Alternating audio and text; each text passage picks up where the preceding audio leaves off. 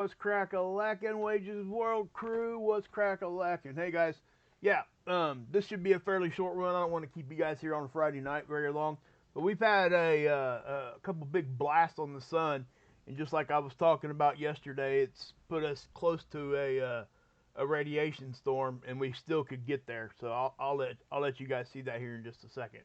But here's one of the blasts over here. This is crazy. I don't know that I've ever seen something that photogenic right there.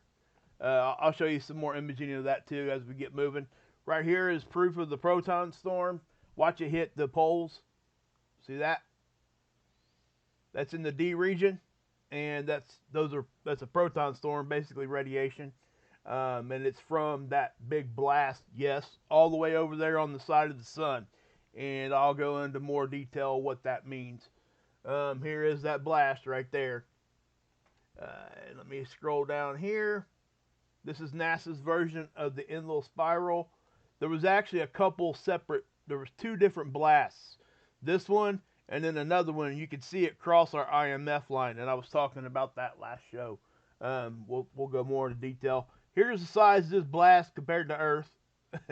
We will, again, like I said, we'll go more into that. And this is just another imaging of this is SDO. It's just another way for me to show you what was actually going on there. And yeah, and we'll take a look at a couple other things too. So anyway, guys, let me run my intro and we'll get going here.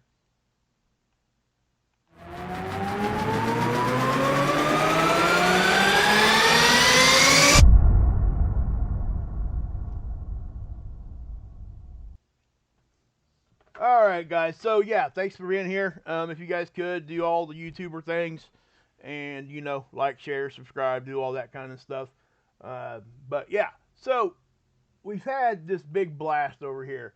Now I want to start here. I'm going to put that like that first. Uh, this right here is when that blast happened. Okay, it's a very very long duration X flare, and it did produce the CME, which I already showed you guys there in the intro, and I'll show it to you again. But see how it just really goes up here and tapers off. Now remember, X-ray production, when it's the data's collected, it's actually collecting from pretty much the whole sun, whatever the whole sun's producing on this side. It's kind of hard to get exact X-ray from one spot on the sun. There's really no way to do that, honestly, unless they have some sort of math and model that they use now. And they very well could be. But for this particular X-ray production, this is the whole sun. Okay, so that means any sunspot, any of that stuff is always producing at least a little bit of X-ray. So this erupted, and you can clearly see when this erupted. Look what happened to the proton flux. It immediately started moving. I noticed this, and it was just moving kind of slow, but here on the end, it looks like it's taking kind of a steeper incline there. So we'll see if we actually get to an S1 S1 radiation storm. We could not. I really just don't know yet. But we'll have to just wait and see. Now, regardless, it's not really going to have like a huge effect on us, the proton storm itself, the radiation storm, unless it gets to S3 and S4 range, and right now that's not going to happen, unless there's more blast over there, and it could, or another blast on the other side of the sun, which it happened. That's happening now too. So there's a whole lot going on.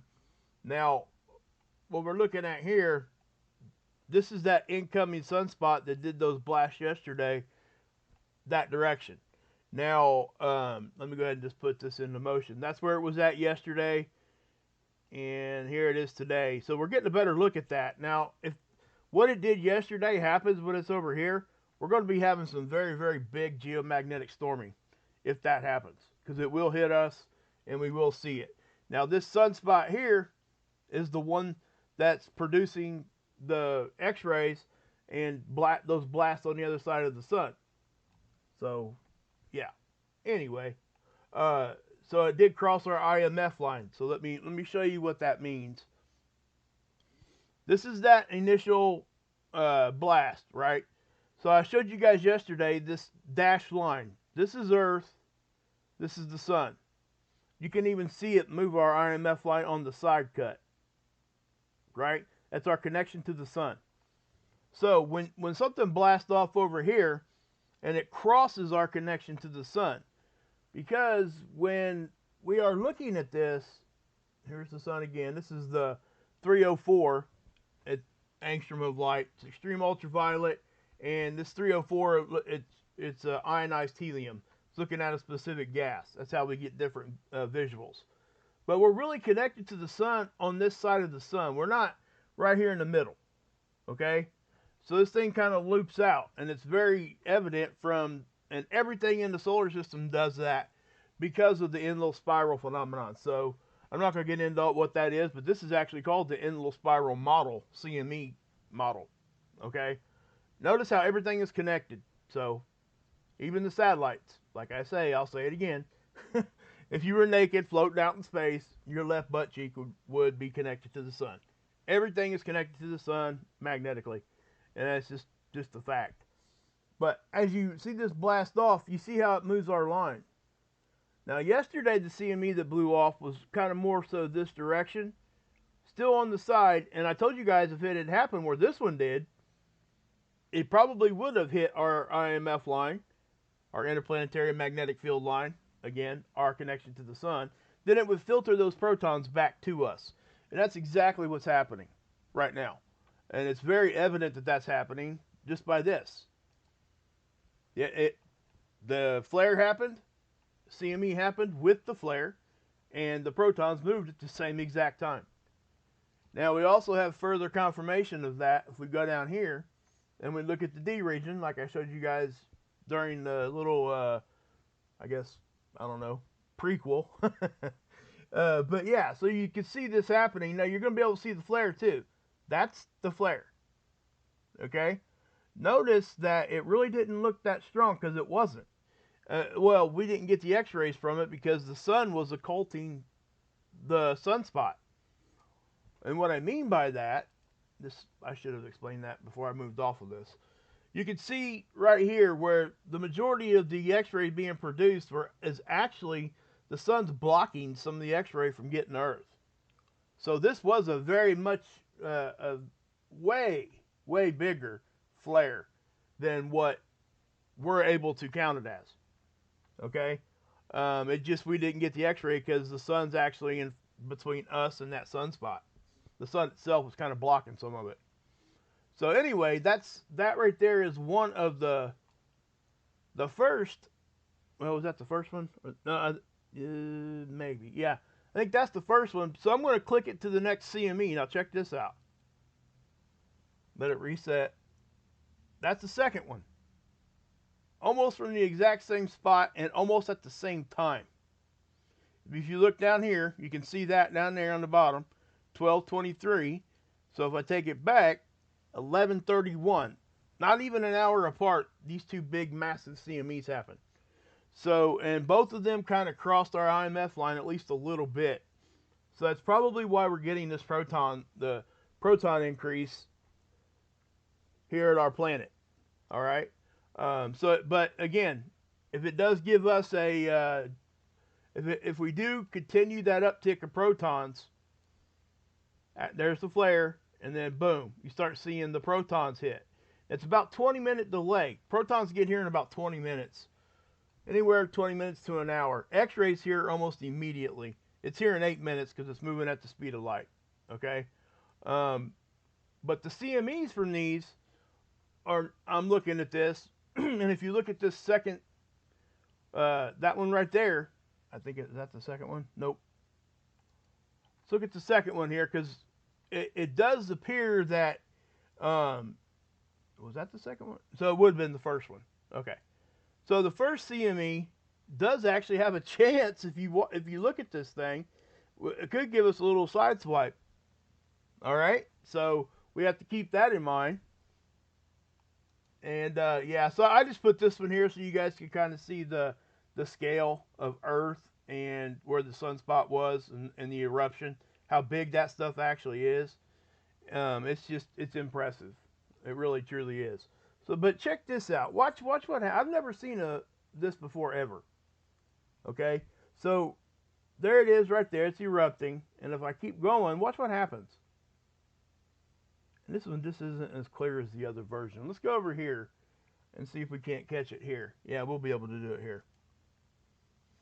Okay, this is, I just think this is a lot better, clearer of an image. So let me see how it erupts, and then watch. It's almost like fingers or fireworks, and you can clearly see that's the first blast, and look, it had a second one. Okay, so if I drag this back, right there, and then, yeah. So you kind of see the first one right there, and then the second one happens, and it kind of separates those two. So if this had happened right here, and it was coming right at us, we might be having a little bit of a different conversation, because it definitely could give us some massive CME action heading our way. Now, I don't want us to take our eye off of this one, okay? Because we have to keep an eye on that one. That's the one that could really give us a CME if it continues to erupt. And they have increased their forecasting to now we have a 10% chance of, which is fairly high for X players. I said they were probably going to do that anyway, and they did. So they went ahead and did it. But we also have a 40% chance of radio blackouts, which is a R1, R2, which would be, yeah, those smaller flares. They're a little bit smaller than X flare, but a 40% chance of that. And yeah, so those are M flares, this classification here. Okay. Now, here's the view from stereo A. Where is stereo A? I can show you that right here. This is Earth, this is Sun, this is stereo A. So kind of looking from the side, all right? And you're going to see these blasts again. I mean, they're not like hard to see. There's that biggest one right there. Notice how, it's really not even really coming at stereo A, just front on either. I find that interesting because it does have a small signature of a halo around this occulter disc. This disc is actually there to block the light of the sun so the camera can do its job. And you can see that it does have a halo, it's just not as intense over here. And the Earth would be over here. So, whether we get a side swipe from this thing or not, I just think we have a chance because it is wide enough. It will be producing aurora if it does hit, okay? Most definitely. That's just something that happens. Okay, so, yeah. Anyway, let's, what I do want to do is, I do want to show it to you here on the, because this right here is, I'm kind of sticking to this tonight, guys, because, this is really what we should be talking about. This is actually what's happening right now. So let me pause that, and we'll look at it here on the ionized helium. And you can't really see it as intense here, but this picks up really the plasma that's erupted off, right? It's very impressive. It's very photogenic. You can see the hot tops of these. The brighter colors are hotter than the darker colors on this imaging, okay? So if I take you up here to the 211, look at that. Okay? Let me just pause that so I can... And you can also see the corona move on this one. Okay, this is 211, same imaging, just different light spectrum. Okay, so you see that. So I'll back it up. Now watch what happens. See that? That's the eruption. And it's coming from over here. Right? Right here about the center of that. You can see it ripple all the way across the corona of the sun. And I know if you're looking on your phone, it's not going to be as easy to see. I get it. I would suggest trying to look at it on a bigger screen if you have that capability. If not, I'm trying to do the best I can here so you guys can see it. But as you can see there, guys, boom, boom, boom.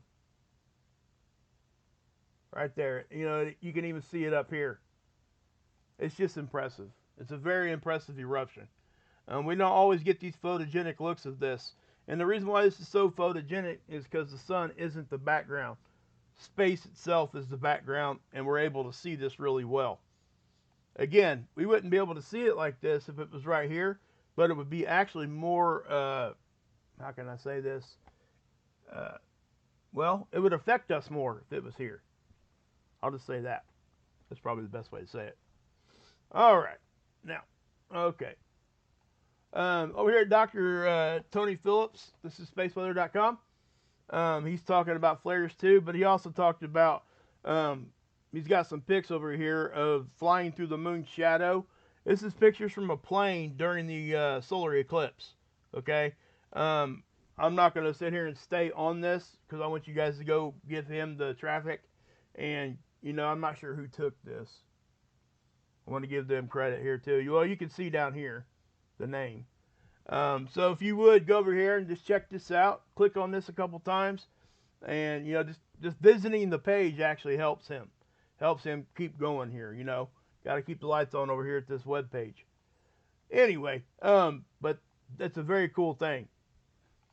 But yeah, so you guys have any questions on that as I move forward here? If you do, just put them down there in the chat and we'll talk about it. By the way, the floods, guys, the floods here in Indiana where I'm at, it's people are still, it's just, yeah, the story I told you guys about one of my friends, she lost her house. She went in to try to get what she could do and find what she could find, and it was like her house was just full of mud.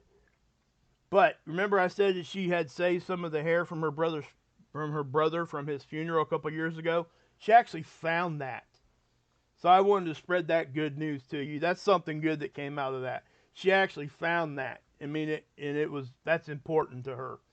And it was nice that she found that. You know, she didn't think she was going to. That's how bad the house was, and she found it. So, you know, in my opinion, God is good, in at least in some ways, you know. All right. So this is Noah's version of this, and this thing is not updated yet. Well, it might be. It's just not showing the ones going off here to the side. That's what Noah does with this. It's the same model. They just do it different. It's kind of crazy. You know, you won't see over here very often ones going off the backside. They don't show that. I don't know why, but they just don't. They have before, but typically they don't. I don't know. Maybe because it's not Earth affected. I don't know. But anyway, you can see that the protons are still climbing. And so yeah. Guys, I'll be doing a members only. Most likely either, I haven't decided yet, either Saturday or Sunday. We will be watching and reacting to a fan film, a Star Wars fan film. It's very, very cool. The guy's letting everybody watch it. He's not, you know, trying to do anything crazy with it or anything like that. But he spent his own money on it, rented out a theater and everything for people to come watch. You know, it's Star Wars Theory is the channel name. I'll show it to you guys tomorrow during a regular show or whatever. But I am going to be doing that for the members only. So if you guys want to become a member, please consider that any little bit. You know, if you want to guys want to do that, please do, and you can join us over there. But that's all I'm going to say on that end of it. I do, you know, my wife always wants me to tell you thanks for any kind of support we get there. So, all right, guys. That's going to be about it for me, man. It is something that it was very straight and to the point, and I wanted to make sure you guys were able to see it. And I hope you guys have a good rest of your Friday evening. Go have some fun, sit around if you're off work. Do whatever you got to do. Just try to get happy. Know what I mean? Always remember, happiness is a choice. It ain't promised. You got to go get it. All right? So, with that said, guys, I'll see you tomorrow. God bless. Yahushua saves.